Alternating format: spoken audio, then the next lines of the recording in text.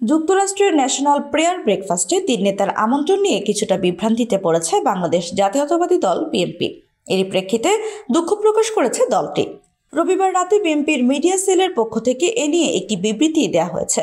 BNP media সেলের আহ্বায়ক অধ্যাপক মওদুদ হোসেন আলমগীর স্বাক্ষরিত বিবৃতিতে বলা হয়েছে, 6 ফেব্রুয়ারি ওয়াশিংটন ডিসিতে অনুষ্ঠেয় ন্যাশনাল প্রেয়ার ব্রেকফাস্ট অনুষ্ঠানে বাংলাদেশ জাতীয়তাবাদী দলের ভারপ্রাপ্ত চেয়ারম্যান তারেক রহমানের আমন্ত্রণ সম্পর্কে কিছু সংবাদের পরিপ্রেক্ষিতে বিএনপি মিডিয়া সেলের পক্ষ থেকে আমরা জানাতে চাই যে অনুষ্ঠানটি মার্কিন সরকার আয়োজন করে না।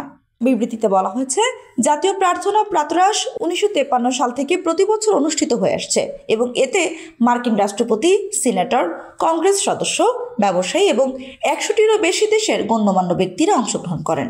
অনুষ্ঠানটি জাতীয় প্রার্থনা প্রাতরাশ ফাউন্ডেশন আয়োজন করে থাকে উল্লেখ করে বিবৃতিতে বলা হয়েছে, এই অনুষ্ঠানটি একটি নির্দলীয় সংস্থা এবং রাজনৈতিক, সামাজিক এবং ব্যবসায়িক অভিজাতদের একত্র হওয়ার, দেখা করার, আলোচনা করার এবং একসঙ্গে প্রার্থনা করার জন্য একটি বিশেষ ফোরাম।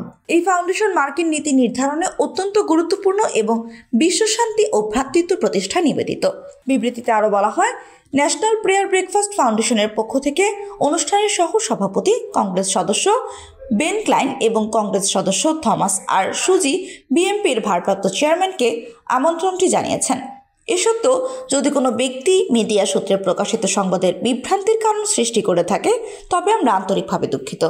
গত শনিবার মিডিয়া সেলের পক্ষ থেকে জানানো হয়, যুক্তরাষ্ট্রের ন্যাশনাল প্রেয়ার ব্রেকফাস্ট অনুষ্ঠানে মার্কিন নতুন প্রেসিডেন্ট ডোনাল্ড ট্রাম্পের পক্ষ থেকে দলের ভারপ্রাপ্ত চেয়ারম্যান তারেক রহমান, মহাসচিব মির্জা ফখরুল ইসলাম আলমগীর এবং স্থায়ী কমিটির সদস্য আমির খসরু মাহমুদ চৌধুরীকে আমন্ত্রণ জানানো হয়েছে। এরপর ঢাকায় মার্কিন দূতাবাসের পক্ষ থেকে জানানো হয়, এই ন্যাশনাল প্রেয়ার ব্রেকফাস্ট অনুষ্ঠানের আয়োজনের সঙ্গে যুক্তরাষ্ট্র সরকারের কোনো সম্পর্ক নেই, ফলে বিষয়টি নিয়ে বিভ্রান্তির সৃষ্টি হয়।